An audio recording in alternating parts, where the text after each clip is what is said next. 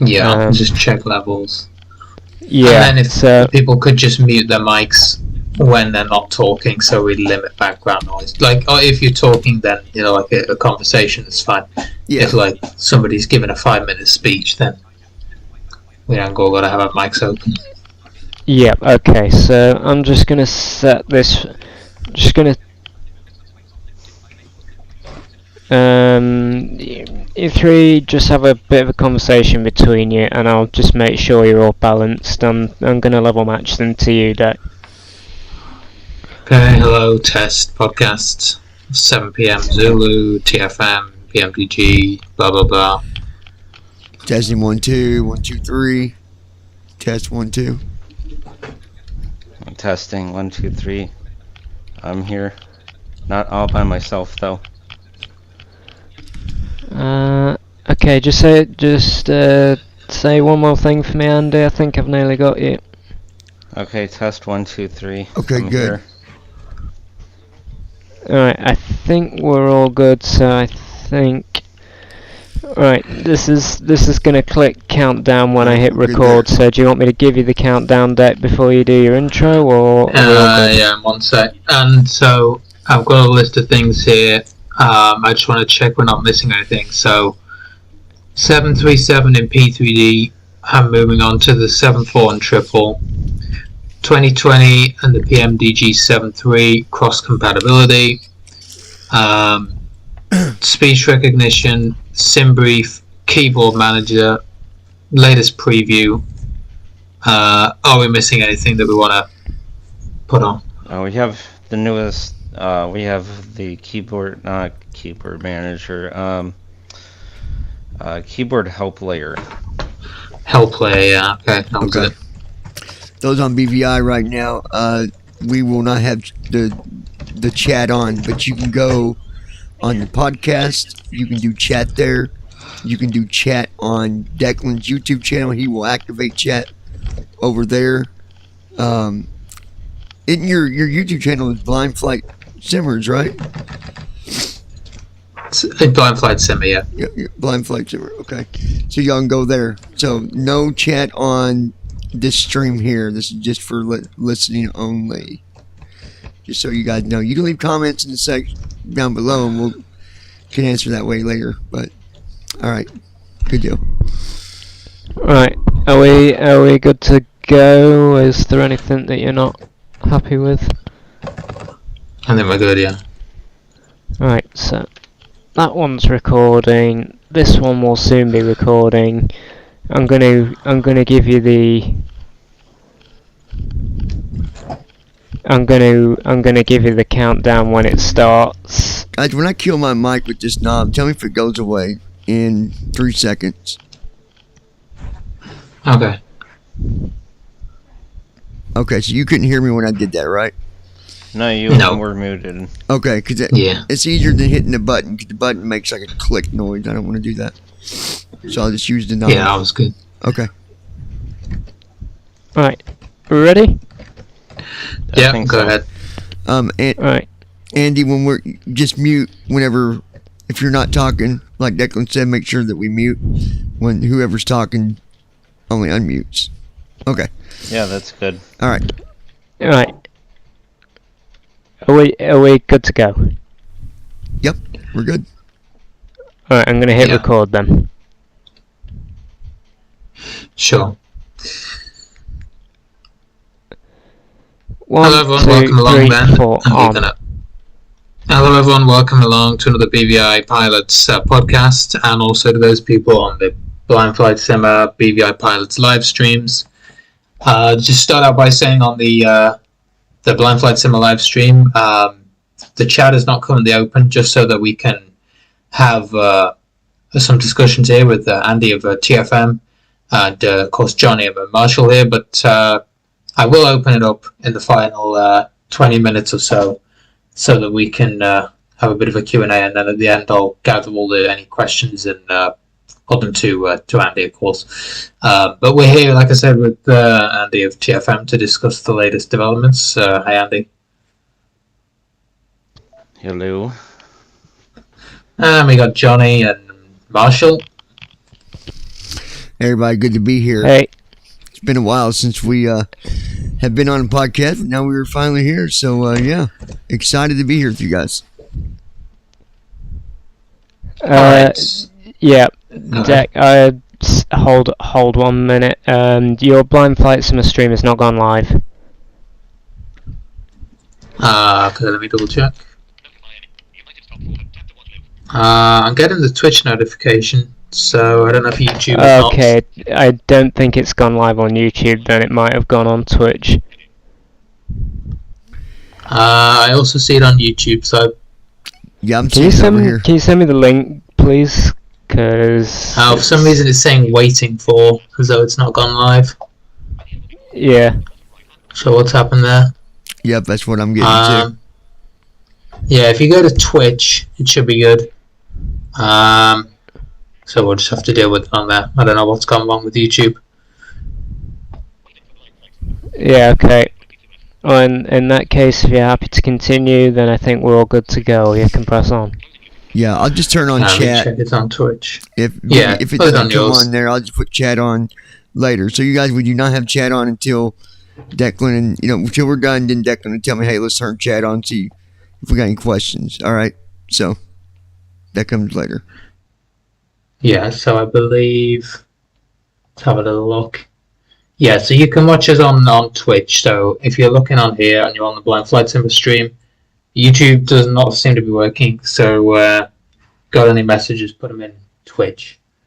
But anyway, without further ado, we'll get into it. So the first thing to talk about is something that you probably all already know, which is that the pmdg 720 for P3D is coming to the end of its development cycle in terms of the weekly updates that we've been receiving from Andy. So I guess if you want to tell us a bit about the cycle as a whole and that the full picture now, it's all coming to an end. Yeah, so just to update people who may not be listening, we were rebuilding support for the 737, and we're currently in week 22. This is the last day of week 22, so tomorrow we'll start week 23. Right now, we have the lower forward panel, the console, and a few other extra little tidbits here and there to do. And support will be complete for the 737. Now, this will cover P3D and FSX. It'll also cover FS2020, other than a couple of things we need to hammer out for 2020. Okay, great. So 737 for P3D coming to the end of its cycle. And like always, feel free to chip in here, Johnny. You got any thoughts? But so I guess the next thing for you on your side of the development, Andy, is going to be the 7.4 and then the triple ride. Is that still the case? Yeah, so far that's what it looks like. We're going to do some things that are not related to PMDG, get those finished, and then we'll start on the 747. Current schedule, hopefully we'll have the 37 done by Christmas, and then we'll start the 747 right around the new year. That's pretty exciting that we're going 37 to 47 to 777. Is that right, Andy? Yes. Okay. The only thing I wanted to add real quick, Declan, about when this is fully done, because some of us, obviously, we've seen the preview builds, we've seen what them panels look like, but there's been some that probably have no idea what everything is.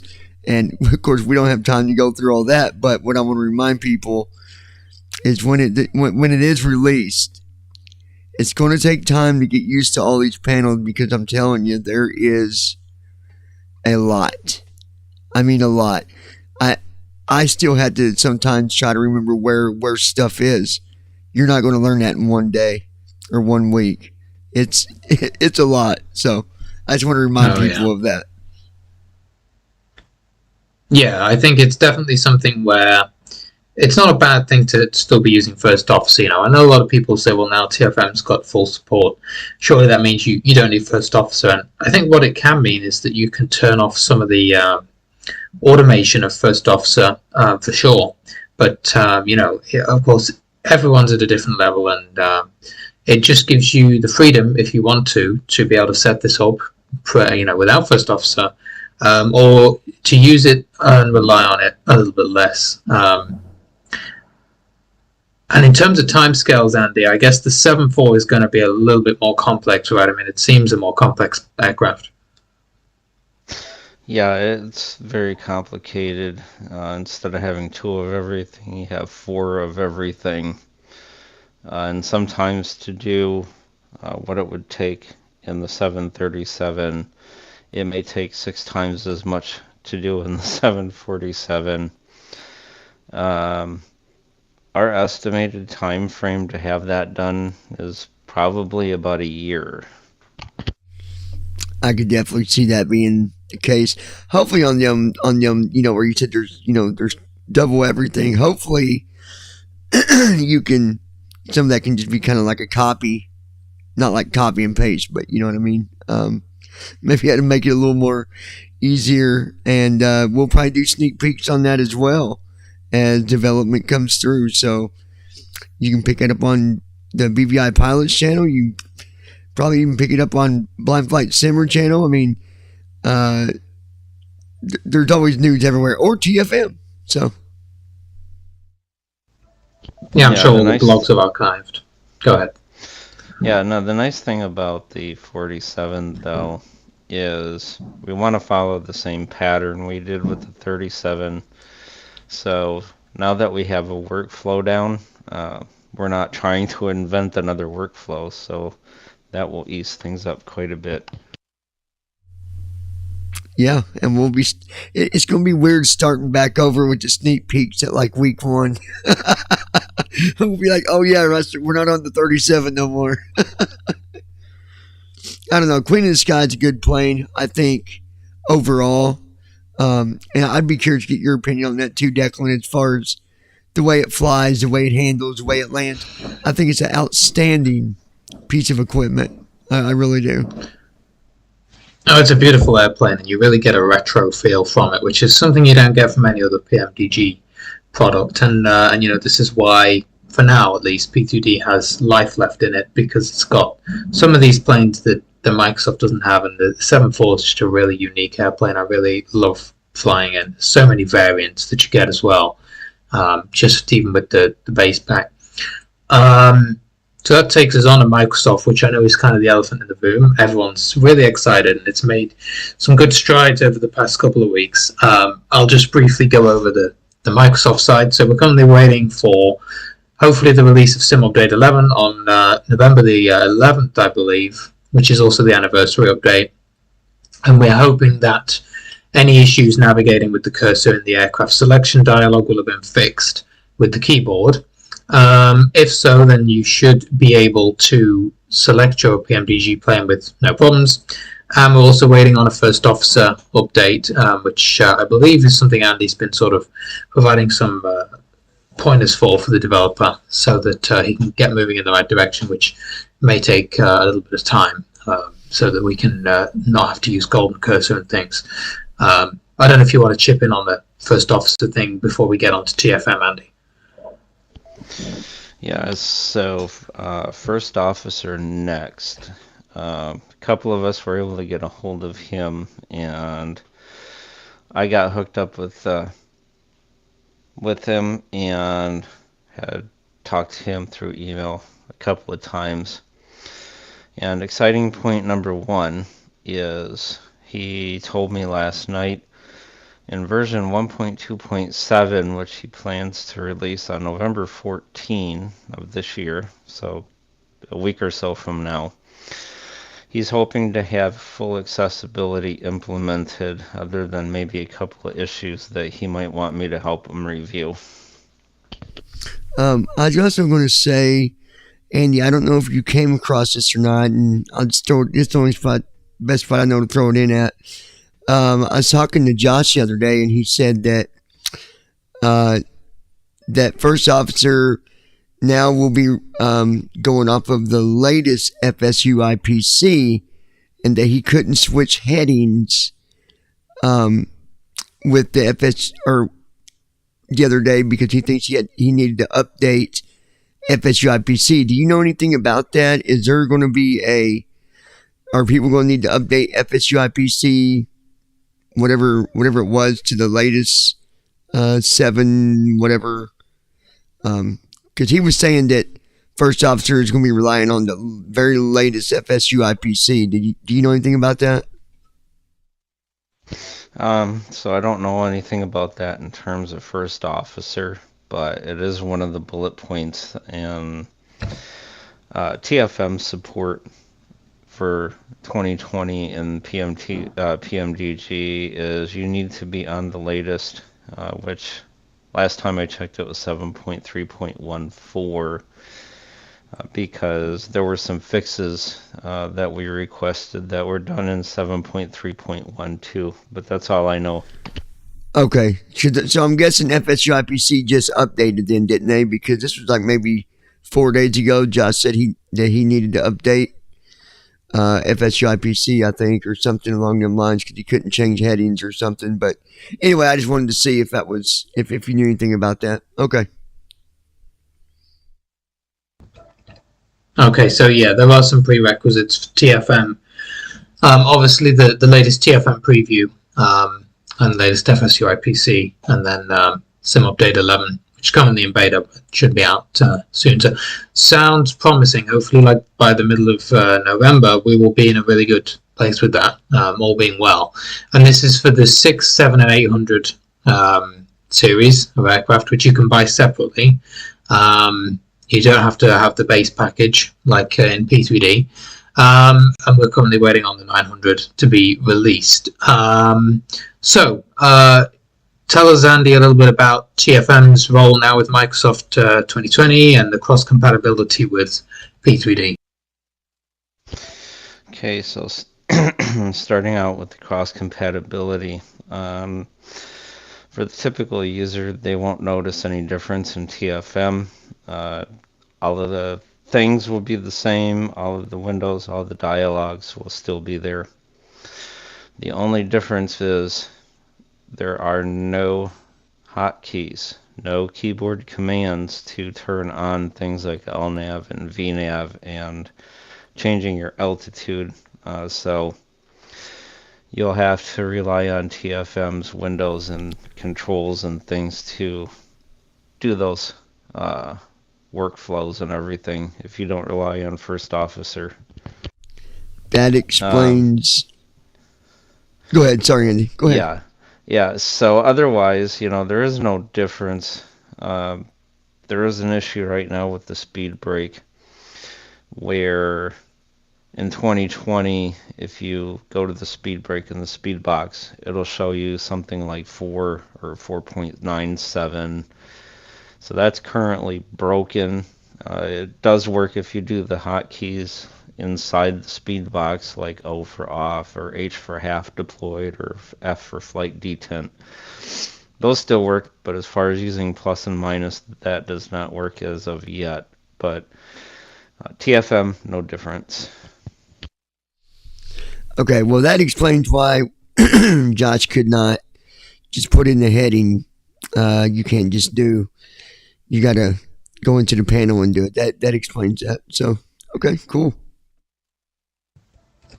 Well, all right, and just clarify. Let me clarify that he can go into the speed box and change things. He can go into the heading box and change the heading. The problem is you would need to update to FSU IPC 7.3. Yeah, I think that was the problem. Or later. That was probably his issue. Yeah. Mm-hmm. Okay, and as a side note, we are now on YouTube. The stream did start, although it was a little bit delayed in starting. So if you're on YouTube, you can also type in chat although we won't be looking at them until a little bit later. So you know what? While we got Andy here, I know he's kind of out of Albers, done some test flights in the pmdg 737. Yeah, tell us a bit how you found it, how it sounded, how it behaved. Yeah, so one thing I want to make a note on the cross compatibility before I do that, and this is pretty cool. The pmdg SDKs are identical between P3D versions and FS2020 versions. So if we make some new features for one, then they're automatically implemented for the other. So it will be side-by-side development, and there will not be too much of a wait for 2020 versions. On occasion, we may have to hammer something out, but there shouldn't be any more than a week delay. We're hoping that for the 47 and the 77 series as well. So no waiting around, hopefully, for new features. As far as test flights go, the sound was a lot different. It was amazing in 2020. It almost made P3D sound flat, because 2020 implements this 3D sound engine. I had not tried headphone realism, but just the default sounded really nice. It handles a lot better. The one thing I would note is in the 37, if you need to slow down, you need to do it well in advance, or you need to use the speed brake well in advance, because if you're, say, 240 knots and your next waypoint says 210 at 10 miles away, there's no way you're going to get there unless you use the speed brake or slow down like 4 waypoints before then. Aside from that, I mean, it was more responsive than the P3D version. It was a lot quieter, more realistic sounding. I'm having a hunch people, once they're able to get into it, will have a load of fun. Yeah, the one thing I was going to add real quick, just so people know, because I don't know if this is still going to be something they need to do, and well, I guess they would, and you can correct me if I'm wrong, but on the airports, you guys, and this will only take a second to tell you what to do. When you load TFM, and you, just like we do with P3D with the airports, the directory, you're going to create you a folder and documents, wherever you want to put it. Put your make runways file in there and run it, and then point your directory to that folder. Now, if I'm saying something wrong, by all means, y'all correct me, but I'm pretty sure it's that simple, I guess. Did I miss anything? I don't think I did. I mean, it's pretty simple to do.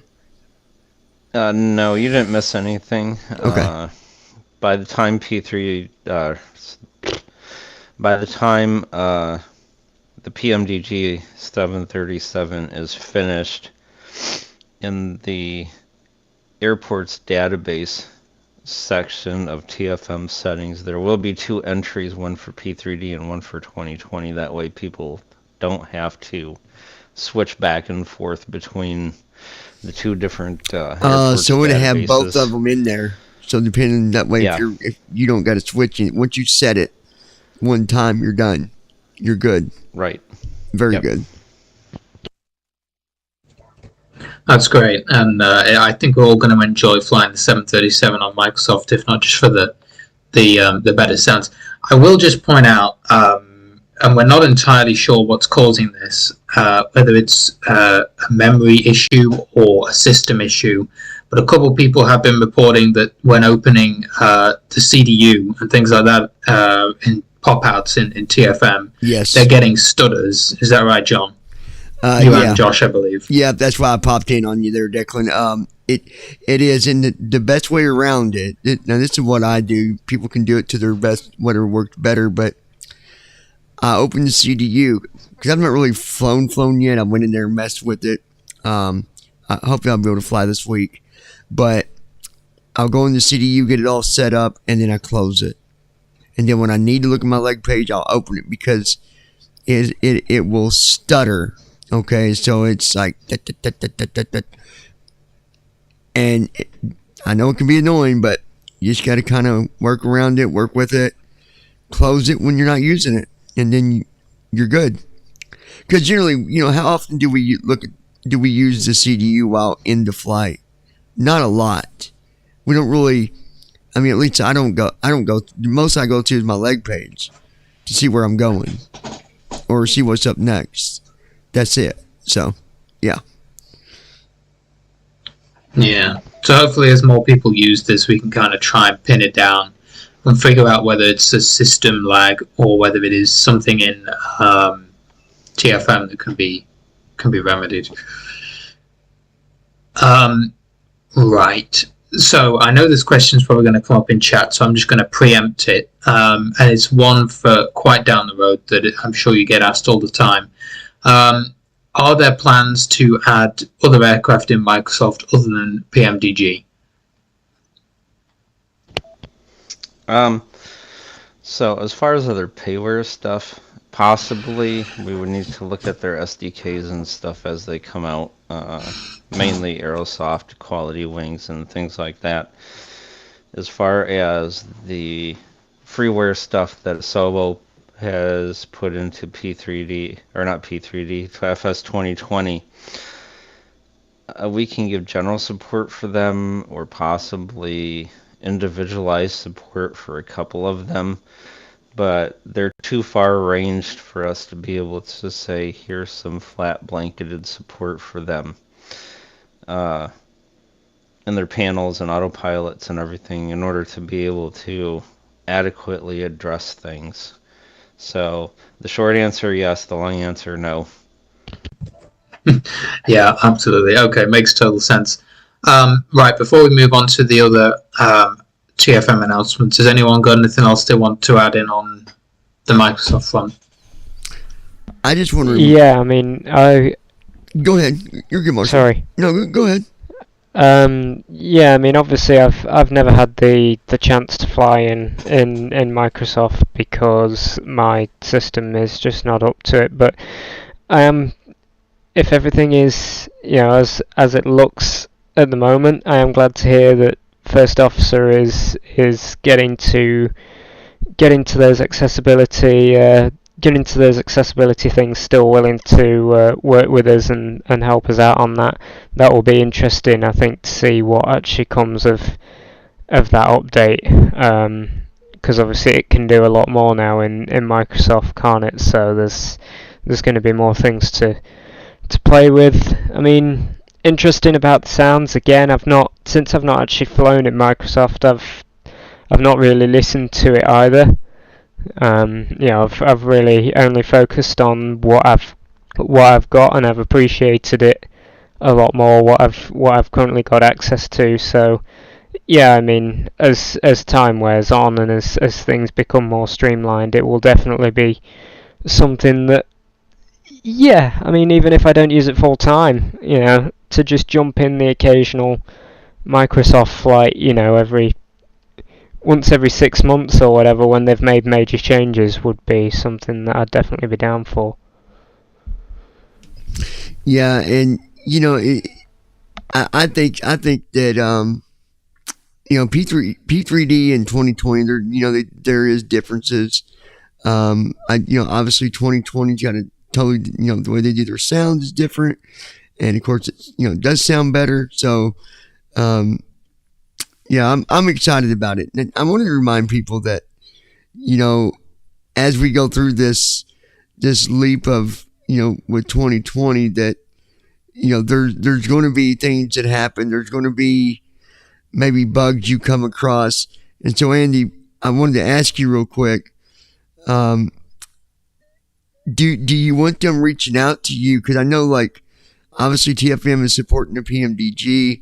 So do you want them to report bugs to you the way that they do with P3D, or what's your thoughts on as far as support when it comes to pmdg into 2020? Okay, so as always, there's the GitHub repository. It's easy to get to if TFM is running. and you just press the right bracket, Control Shift I is in India, and it will take you to TFM's GitHub issue queue, and you can make your report there. Always, now that we're supporting 3 different simulators, always put in the simulator that you're using at the time you found this problem, or even a feature request.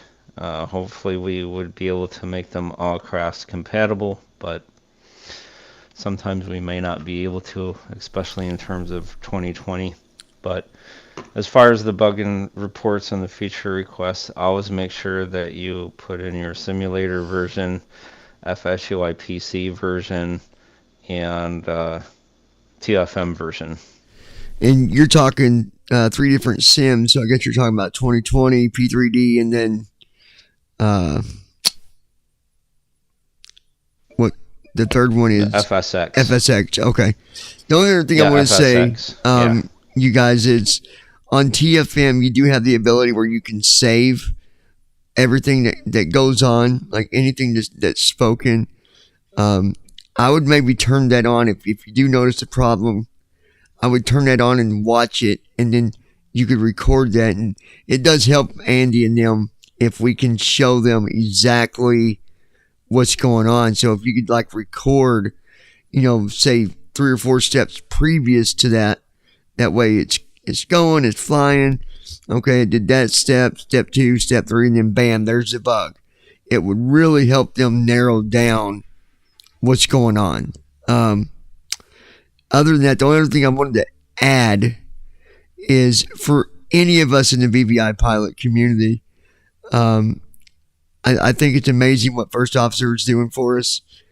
He's trying to make it work, and everybody here within the BVI community has been very respectful and been nice to him, and hopefully we can keep it that way. I've seen others that weren't so nice about it, and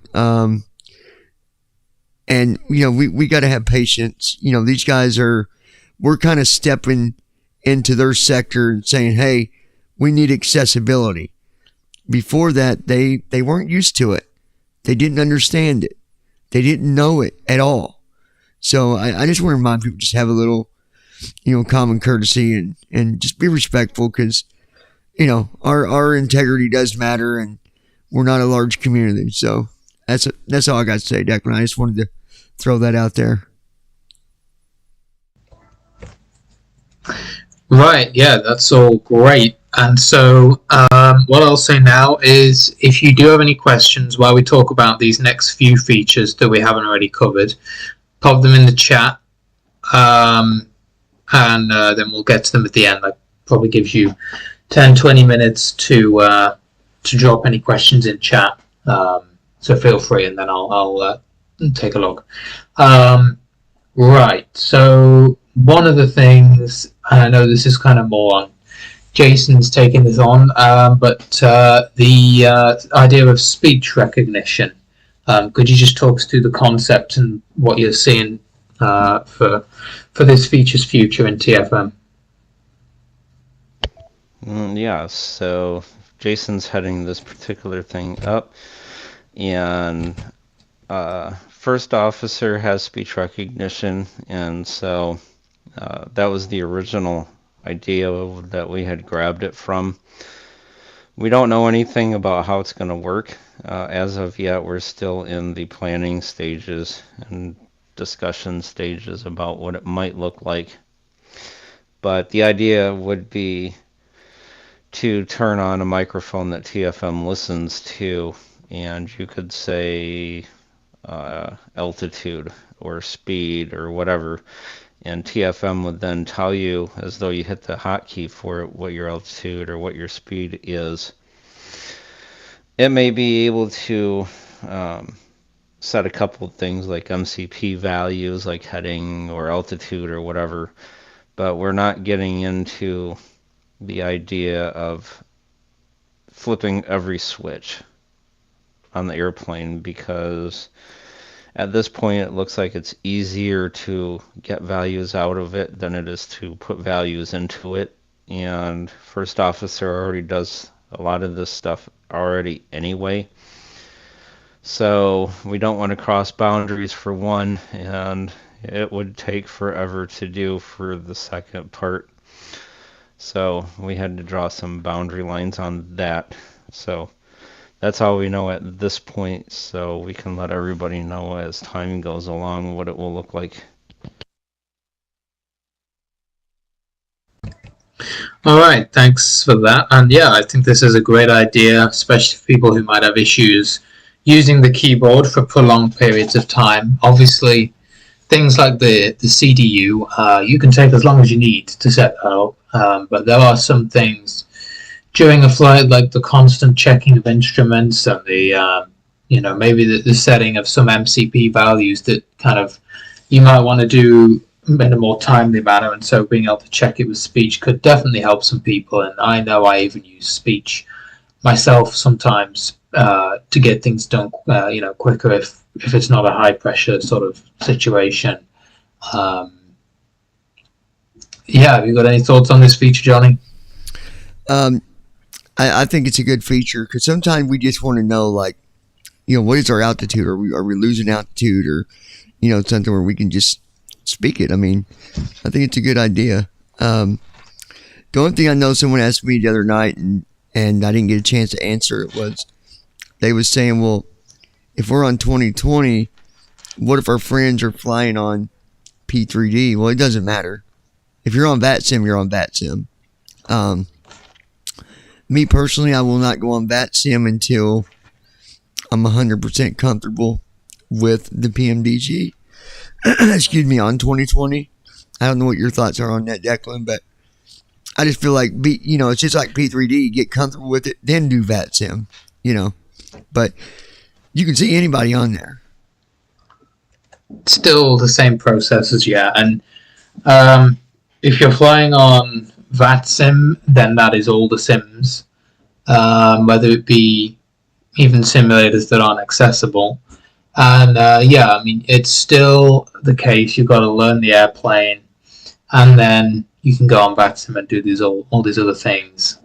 It's still going to be, I think the speech recognition, obviously, the idea is that at some point down the road, TFM will hopefully have some kind of first officer flow feature, and that could also feed into speech recognition. But we'll have to see. Obviously, that's. And I think it'd be good for new people too, don't you? Like the speech, just for excuse me, someone that's new and maybe they want to know what their speed is or their altitude, or they can just say it while they're still getting used to all the hotkeys. Because there's a lot of keys, and I get that, but I think that speech thing will be helpful to new people.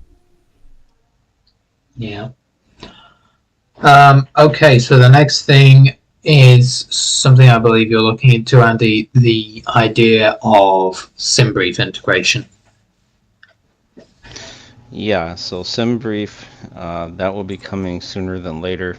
So the idea at first is to have a key press, like right bracket control B is in Bravo, that people will press, and it will bring up a SimBrief flight plan that's easy for them to read, easy for them to make use of, more than the one that SimBrief itself has, because it's cluttered. People will also have the ability to go into TFM settings under a SimBrief section and put in their SimBrief user ID, which is a number, and check or uncheck some check boxes that will allow you to include or exclude different segments of the flight plan. So for an example, if you don't want all the maps and all the extra links for downloading flight plans and things like that, you would be able to uncheck those boxes and they would just go away and they would not be there anymore.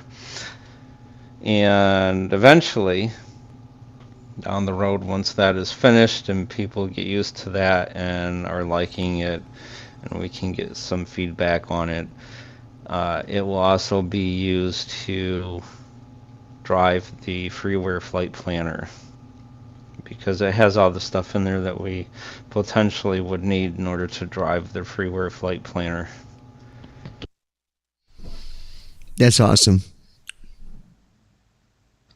Right, yeah, I think it's going to really be useful for beginners. I mean, obviously, you're still going to have to use SimBrief itself, but I know a lot of beginners find the operational flight plans that it produces a little bit overwhelming. They are laid out in such a way that they make a bit more sense to the sighted eye than with a screen reader, and there's a lot of abbreviations. So, although TFM's not going to baby you, so to speak, it will make it a little bit easier to get through some of the clutter and to find the information that you specifically choose, because realistically these are very large PDF documents, and we don't tend to go past the first few pages to get the information we need for the CDU. They have a lot of NOTAMs and all sorts of things in them that we really wouldn't use on a regular basis as simulator pilots. So I think this could be very useful. And a reminder, the chat's still open for questions. So the next thing is the keyboard helper. Just before you start, so Andy, there one is thing I nothing wanna in your make- chat, by the way. All right. Perfect. Oh, okay. So one thing I want to make mention of with the keyboard stuff, before we get going on the proposed feature that we're going to talk about. In the preview builds, there is, TFM's always had the keyboard manager. And inside the keyboard manager now, what you can do is once you have selected a keyboard command, say landing gear, you press Alt-E as an echo and it will execute the command for you. It's in the event that you don't know how to put the landing gear down or check the landing gear or see what your speed is or your heading happens to be, then you can do it inside the keyboard manager. And that is in the preview release right now, so people can go check that out.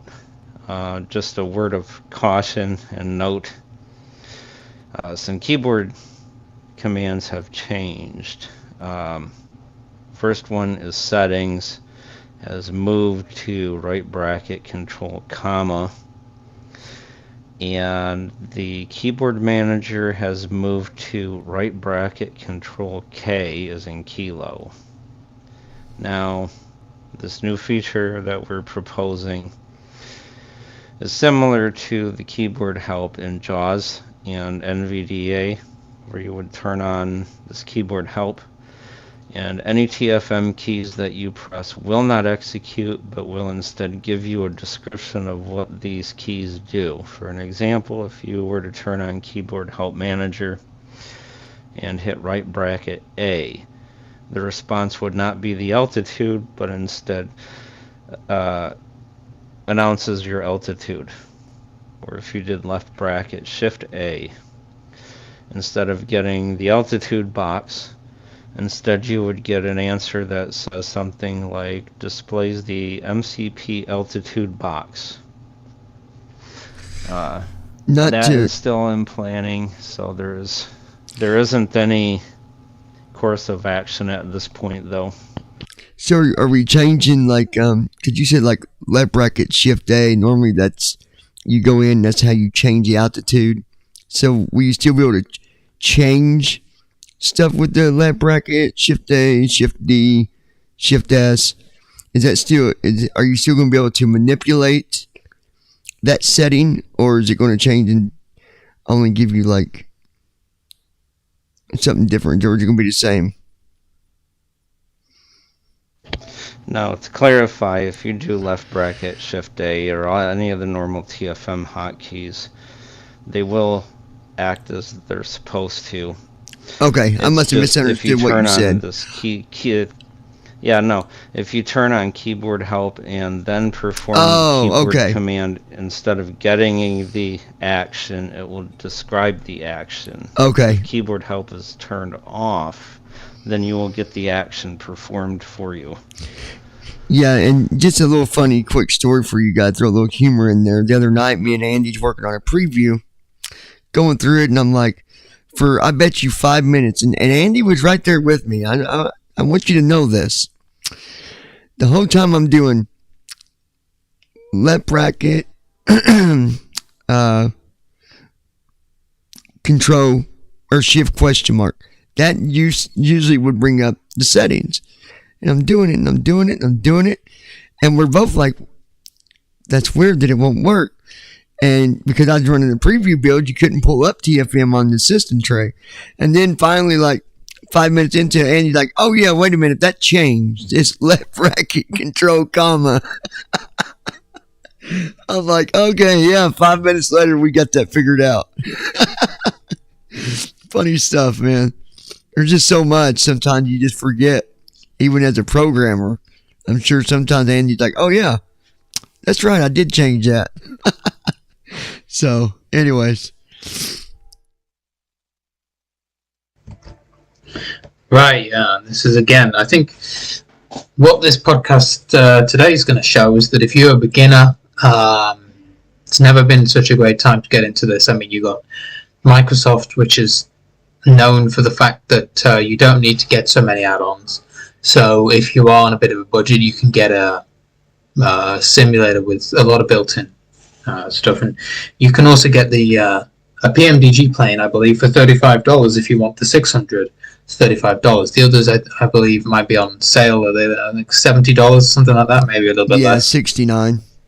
$69. Okay. Then they go back up to what's the normal, $79, I think, $79 or. But yeah, they're on sale right now. So if you want to get one, now's the time to probably get you one while they're on sale. Yeah, and you've got all this these new features in TFM to help you learn the keyboard commands that you will need. Another feature actually that we haven't touched on, and I guess if there's anything else that we've missed out of the preview, throw this in, Andy, but I know it's we're having some issues at the moment and still a little bit unstable, but tell us a bit about the VATSIM mode feature. Oh yes, the good old VATSIM mode. So TFM, if you go to user interface, this is in the current preview, go into user interface, in TFM settings, there's a checkbox, VATSIM mode. So if you check that box, hit OK, and then do your standard traffic display, right bracket P as in Papa, you'll get a VATSIM traffic and controllers window instead of the normal AI traffic window. And so what this does is on the traffic tab, and will let you see everyone that's currently signed into the VATSIM network with an active flight plan. And on the controllers tab, it will let you see all of the controllers that are signed in, even if their visibility is set to 0. Because there's been some problems, I think, with vPilot and some other VATSIM clients where there are no controllers online and they're hidden from view because they forget to set their visibility beyond 0. So of course they're infinitely invisible, and TFM will get around that because it'll always show you, even if it's 0, whether they're logged in or not. Now in these two lists, you can sort in alphabetical order or reverse in alphabetical order each of the columns. In the case of the pilots list, it's 1 through 7. You can do that by putting your focus on the pilots list view and pressing Control 1 through Control 7, and that will sort on each one of the columns. If you need to reverse sort, then you just press Control 1 through 7 again, or 1. So for an example, if you need to sort by call sign in alphabetical order, then you would press Control 1. If then you're looking for somebody that you know has Z as the first character of their call sign, you can then press Control 1 again, and it will sort it in descending order instead of ascending order. And it's the same thing with the controllers list. You can press Control 1 through Control 5 to sort and reverse sort those columns. Eventually, we'll have space in there where you can filter out different criteria. At this point, it would be filtered by call sign for the pilots. Some other things, like we already have in there a range field, so pressing Alt D as in Delta while you're in the traffic tab will put you in a place where you can type in a number, say 600, and that will show you all pilots that are within 600 miles of your current location. At this point, it's dodgy at best, because for whatever reason the server has a 15-second turnaround time when they refresh the data that we download. If we're in the middle of downloading that data when the server refreshes, then it kills TFM's VATSIM feature, and you get this ugly little error that says system.exception could not unmarshal flight rules. I found a fix to, we're working on a temporary fix. I'm just going to say is I just restarted it. Is how I got it to just restart TFM. Yeah, we're trying to work on a permanent fix for that, but it's not looking good at this point, so use at your own risk. It is a preview. Hopefully we will be able to take it out or keep it in as a stable once TFM goes to final release. And Andy, I'm going to add something there real quick while we're already here talking about, these things are still going through testing phases. Number one is these are, again, it says what it is, preview builds, which means they're still being previewed. We know that much. Now, somebody had sent an email. I didn't recognize the name, but I'm pretty sure they really did it because they were telling me stuff that would match what TFM does. But they did a build themselves. They did the make or whatever it is you got to do to get that preview. Andy, I don't know what it's called, like on the program side of it. But they did a make file or make whatever it is that you got to do, and they wanted support on that. And I tried to forward it to you. I don't know if you got it, but you guys need to go to TFM. But I can tell you that if you're downloading preview builds and you're doing the make yourself, and I'll let Andy answer it, Benji's here, but I don't think I don't think he's going to put that at the front of support because it's still in preview. Am I right, Andy, or am I wrong? I just want to be sure, that way people understand when they download, they go and grab these previews and they build them. Are you still giving them the same support, or is it, take it at your own risk? You did the build yourself. If there's problems, there's nothing we can do. What is your views behind that when they're grabbing these previews and doing the builds themselves?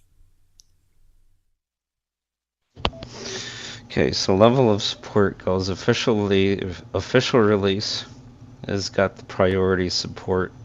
Preview releases have the second priority of support. And what you're talking about, source code builds have the least amount of support.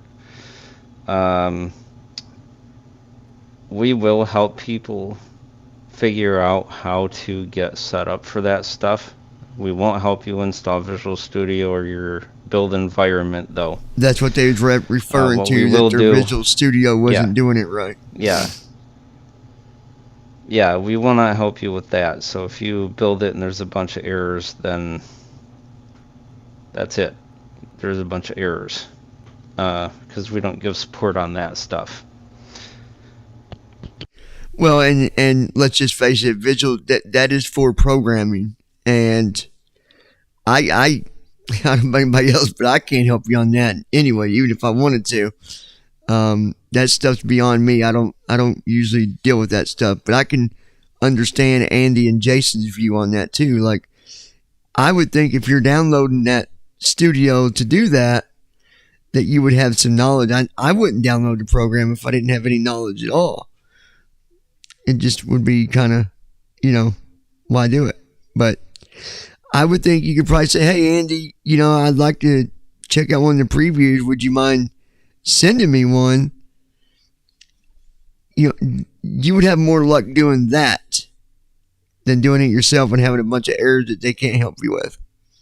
So, anyways, I'll shut up now. Yeah, and I won't send private builds to very many people. I do it if there's a special need for it for some reason. Like when me and John do these sneak peek previews, he gets private build because he is doing the video part of it and needs a version of it. So otherwise, there is no private builds. Don't everyone email Andy looking for a preview, basically. Yeah. Well, what I was referring to, I was thinking, isn't there a spot they can go and download? Don't you release? Isn't there like these releases that you are doing or that you do, where they can get like the alphas? Didn't we talk about? I was thinking maybe there is a preview page. Yeah, just the latest preview. Okay, so they can get the preview they there. Have to just get the preview at the website, talkingflightmonitor.com/preview-releases. Okay. There was a thing we were talking about. Publishing nightly builds, which basically would happen is the website would grab the latest compiled source code and display it for download every night at midnight, and that way people could have all of the features that were put into TFM that particular day, all the bug fixes from the day before and stuff like that. We just hadn't gotten around to doing it yet. Okay. Yeah, I remember we had talked about it a little bit. And yes, someone had asked me about sending them because they knew we did the videos. And just so you know, I don't send out what Andy sends me neither because, that again, it's for the videos that we do. So, Ron, I know you emailed me. I cannot send you builds that he sends me. I can't do that. But because it's for video purposes only. So. Okay, and the other feature we should probably talk about is a highly anticipated one to reposition to runways and gates. Yeah, I was just going to mention that. So the latest feature that we put in within the last week or so actually is jump to gate and jump to runway. And so the idea, you press right bracket control R as in Romeo to jump to a runway. You do that, it'll open a window, put you in an airport code field. You type in your airport code, hit enter. It will tell you how many runways were loaded. You then press tab to the list. You arrow to the one that you want to jump to, press enter, and you will jump to it. You'll be on the center line and ready to go. With gates, it's right bracket control G as in golf. Same idea applies. You are put into an airport code field. Type in your airport code, hit enter. It will tell you how many gates were loaded, and you press tab, find the one that you want, and press enter, and you'll jump to that gate, ready for shutdown and whatever else you need to do. Right. That helps out a lot. I know oh, it does, yeah. I know we talked about this the other day, but we'll put it on a podcast too. A little bit about the filtering ideas to filter runways and gates and things. Oh yeah, so the idea right now, it's just rudimentary essential features of jumping to a gate and a runway. So future plans are to allow sorting each of the columns in this particular list in ascending and descending order. Filtering out, let's say if a runway is used, you don't want to use runway, so you can choose whether or not the runway should be in use in your display options, and you could do runway length and width and a whole bunch of different things. And same thing with gates, although the gates That'd are be more cool, man. restrictive. The gates would be more restrictive in the sense of filtering options. I think the main ones there would be whether the gate's in use and whether it's for small, medium, or heavy aircraft. That'd be nice, I think, because sometimes you get to the airport and you're like, man, is that runway going to be, is it long enough? Is it going to be, long enough for me to take off? And because I have been on runways before where I barely, and I mean barely, got off the runway. So that'd be nice. That'd make that nice. Yeah, and a little note on this feature, I'm going to bring Marshall in here because I know you've done some testing. Just a note for people on payware add-on sceneries that may not define markings in the same way. Yeah, so with this feature, I have, let's just use Dublin as an example. I currently have I believe it's the MK Studios scenery installed for Dublin. That's what I'm using. And the issue here is that when you skip to the runway with TFM, it will look like you are on the actual runway, but you're not. So basically what I did the other night was I sat down, I launched TFM and just skipped to a few runways to see how things would hold up in terms of scenery and magnetic and true headings. Most of the results were fine, apart from some of these payware sceneries like the MK stuff. So what happened with that is, let's just say I wanted to go to runway 16 at Dublin. I obviously skipped to the runway with TFM, and it put me a few degrees off the heading, at which point I thought, okay, this might be something here that isn't quite right, but it also might be the fact that the magnetic heading is different to the true heading.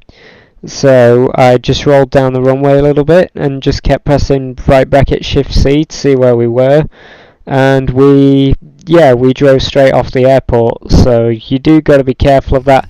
Also, Seattle, another example. I'm not sure which scenery I have installed for this. I mean, it was a long while ago that I did all my installs, but that particular scenery, the runway headings displayed in the TFM dialog for skipping to runways were completely useless. There was no point relying on them. For example, runway 16's 16 left, right and centre, it was showing the runway heading as 180. Now of course everyone knows that runway 16 would be 160, sort of around that mark, or 159, 158 maybe. So yeah, that was an issue, and the same with runway 34 as well. But other than that, we seem to be fine really for the rest of the tests that I conducted. But yeah, that is something to note. Right, so it kind of depends on, this is not a TFM fault, I should add. GSX does the same things. If you use it at some payware sceneries and try and go to the runway using GSX, it doesn't line you up on the center line, and it's very dependent on how the scenery in question, could happen with the freeware scenery as well, I guess, how they've marked things out on where they have put the runway center line. So you could get a dodgy scenery, and obviously default P2D scenery is all universal, and so you won't have any issues. But yeah, just be aware, if you get a VATSIM controller saying maybe you're not on the center line, you might have to manually do a bit of turning on your heading to try and line up on the center line, or maybe at a worst case scenario use the P3D reposition dialog or something. But if you're having issues with TFM, but generally it should work, just kind of dependent on the scenery developer. Yeah. Sorry, Declan. I did mean to say it wasn't a TFM fault, but it didn't. It completely slipped my mind actually. So yeah, that is a universal thing. GSX will do it. P3D repositioning dialog could do it. Tramp is usually known for its reliability. So. A couple of things to note on that. Did you, when you installed your scenery, did you run the Lorby exporter? Because it's found in the make runways download, and usually, even if it's freeware scenery, they tell you that you should run the Lorby first and then run make runways afterwards. Because I've actually never heard of that personally, so no, that's not something I've not done. So that's something I've not done.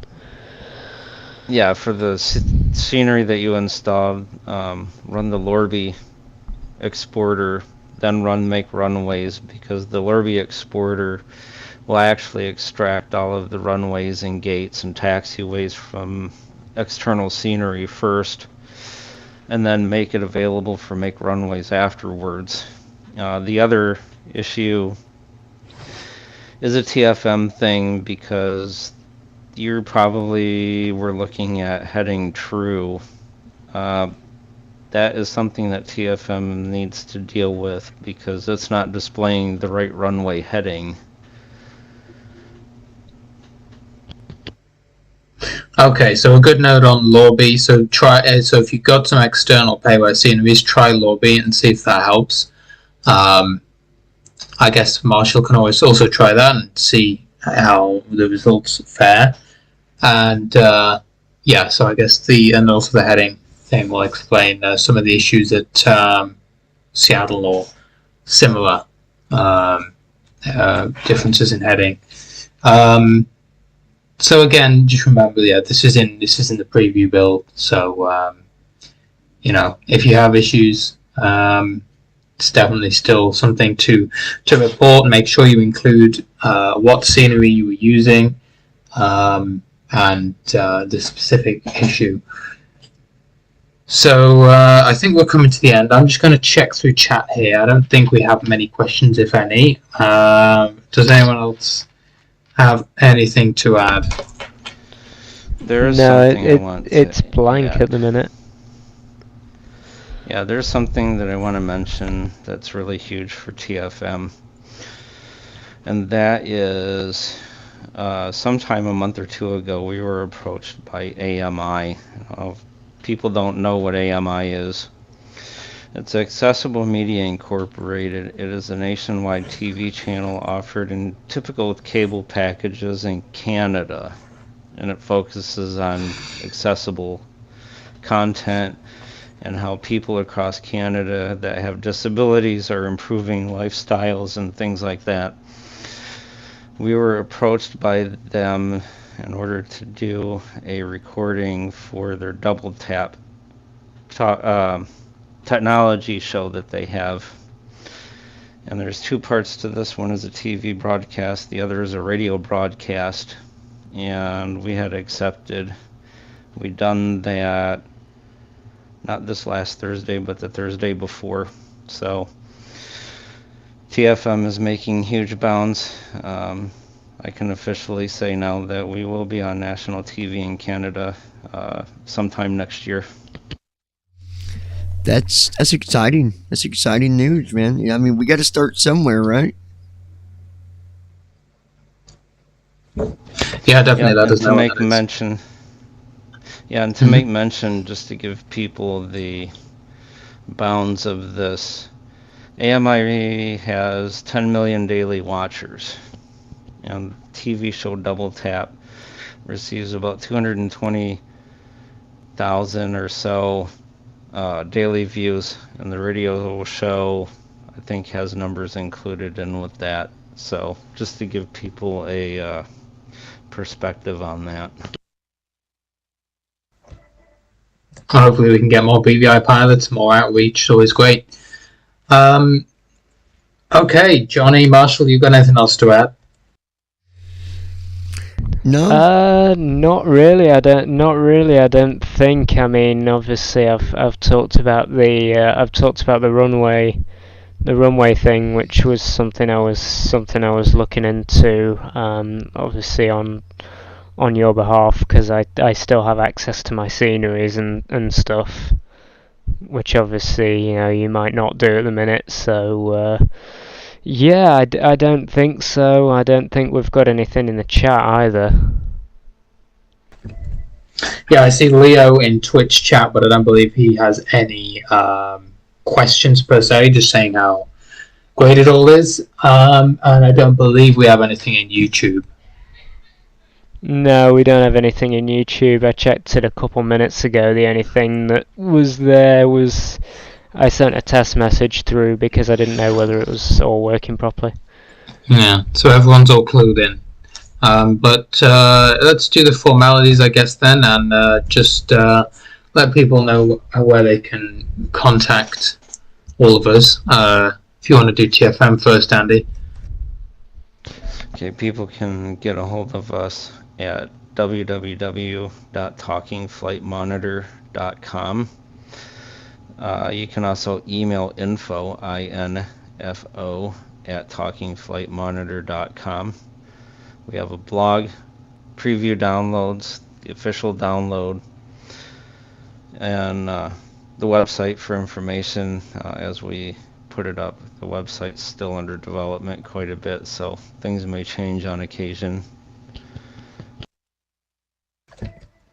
Okay, and as always, for us here on the Blind Flight Simmer channel, and if you want some help in general, bvipilots.net, you can go to, we have a contact form that'll go straight to the administrators of that site, and then you can get some help. We can redirect you to whether it be TFM, a WhatsApp group, or whatever you want to look at. If you want to go ahead with yours, Johnny.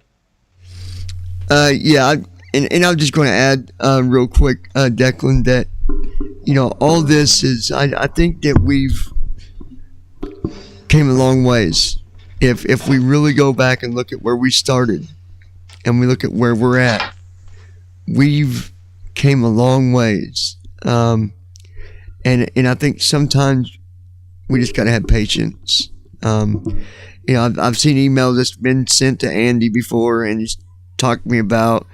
I've had emails sent to me, and they wasn't the nicest emails in the world, but we got to look at where we're at. We got to look at what we got and what we didn't have before this. So as far as the channels go, though, the BVI Pilots channel, that's obviously the biggest one on YouTube is BVI Pilots. Twitch TV is also BVI Pilots. And then, of course, we've got a Facebook page that I've recently been working on. Matter of fact, Declan, beside from here, I'll get to you and give you some info on that. But yeah, I mean, we're everywhere. We're everywhere. So, yeah, it's exciting to see what'll be next. Because as you know, every podcast we got something new, and it's always something good. It's not like if it's only worth 5 minutes, we're not even going to podcast until we get something worth an hour. So, yeah, good times. Perfect. And a couple of random things I just wanted to throw in. One question I keep getting is about First Officer Pro. If you're looking to get First Officer Pro, I believe you need to email the guy. And if you email him, you can also get a discount by sending him the funds through PayPal, because I don't believe it's purchasable anymore. And neither is First Officer Lite. So a couple of people keep saying, how do I purchase that? That's the best way. And then Pro is obviously not Pro. Yeah. Next If you go to- is obviously purchasable. You can get the Next online. What is that? Flight. It's something first officer. Flight sim first officer, or is it flight sim first officer.com? I think. I have no idea. If they Google it, they'll find it. It's probably the first thing that's going to come up if you Google First Officer Next. And it tells you right on the website, like Declan said, it tells you can buy it on that page, but you get a 20% discount if you do it through the PayPal. Just take maybe an extra day, but hey, 20% is 20%. But yeah. Yeah, so next is still available. Oh, sorry, Dak. Can I? Yeah, go ahead. Yeah, sorry. Sorry about that.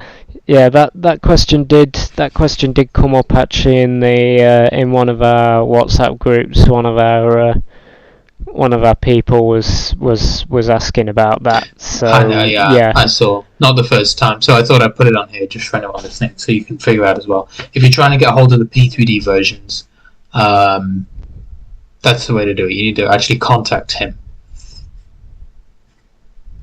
I've got a website. Email. Yeah. I've got a website for you here. Oh, perfect. What is the address? So the website is it's flightsimfirstofficer.com. That's the website. I'm gonna throw it to Declan here in our chat. He can put it on the main chat there as well. The URL, but it's only for First Officer Next. I don't want to get people confused on that. It's for Next. Someone was asking, and I need your guys' help on this because I don't have an answer. How can they get First Officer for P3D? I think you can email. So they have to email him. Yeah, Okay. and he will get you set up. I believe is it info at Flight Sim First Officer or something like that. But I think if you go to contact on his page, you should be able to contact him. There's also a contact form, and he has a forum. So there's multiple ways you can contact him. I don't know if anyone knows the email address, but yeah, I would imagine he should have it on his site. Let me look. I'll look real quick while we're here, and I put that URL for you there in the chat, Declan. If you want to put it in. Yeah, let me grab these and pop a few. Yeah, I I was just about to take care of that actually. Oh, okay. Oh, you've got it, Marshall. I think so. Yeah, just 1 second. Yeah, so if you want First Officer Pro, which is for P3D, for pmdg, or you want First Officer Lite, which is for P3D and for freeware planes. Okay, here we go. You got the email. I'm going to put it in the chat. I think it'd be easier. There you go. Contact at flightsimfirstofficer.com, and Marshall will paste that in the stream chat as well. So if you want one of those, email him and let him know.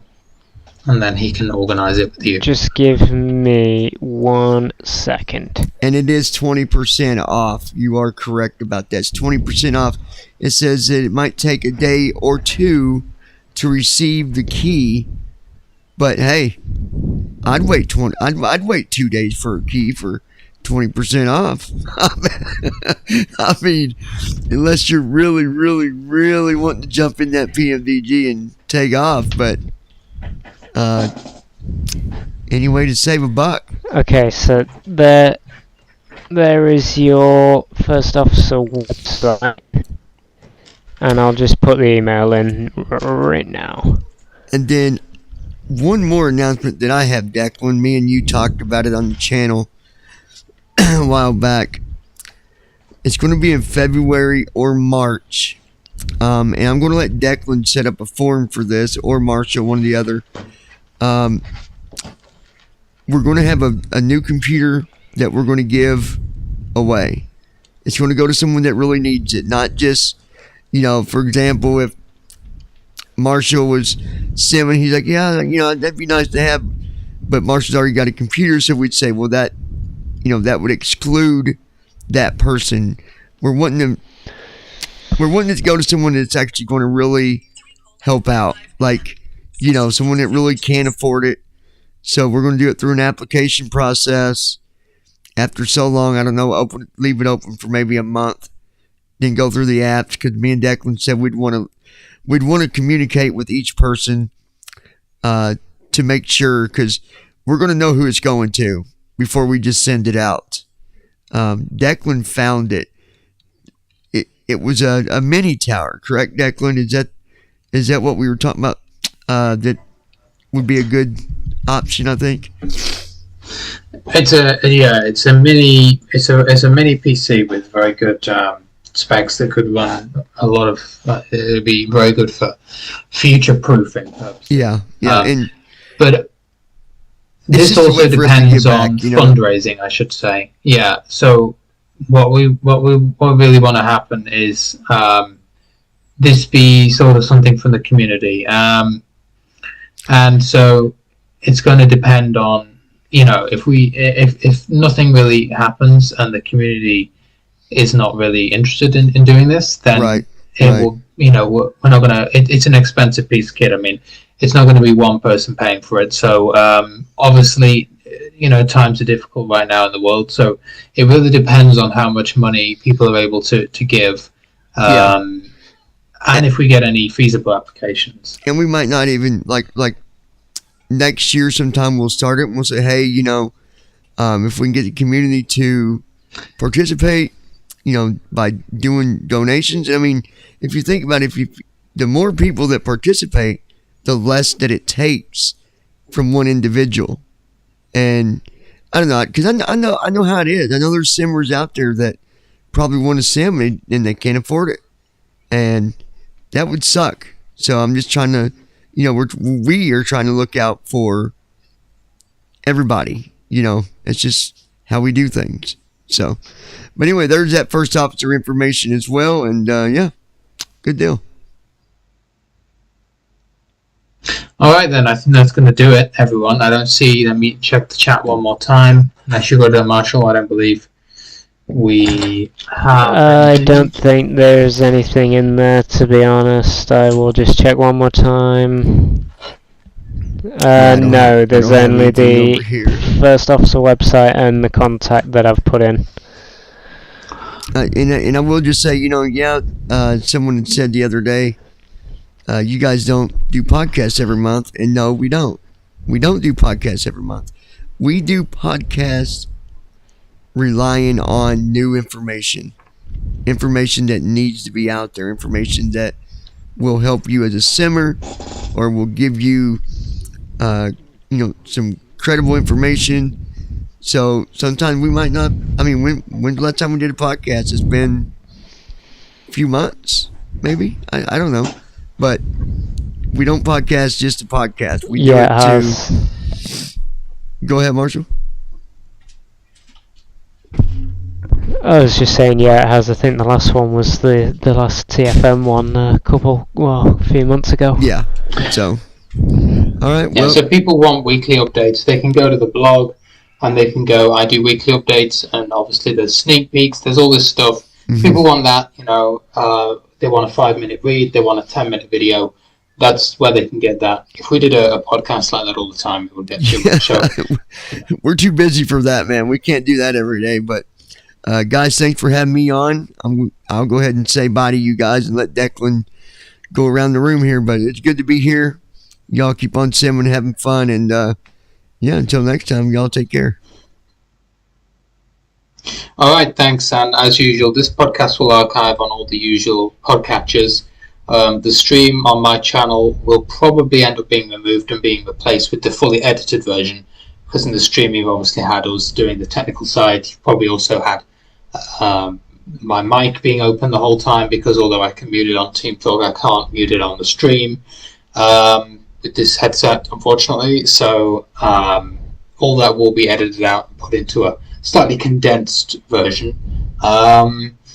But other than that, thanks also Marshall and Andy for coming on. Yep, thank you for having me. Thanks for having us here. Alright, and we look forward to the next one. Keep your eyes out for that, and perhaps it'll be in the new year, unless something pretty big happens in December. But if you keep up with all the usual channels and groups, then you'll know about Microsoft and all the cool things that will be hopefully happening by mid to end of November. All right, we'll see you all very soon. Bye-bye. Bye.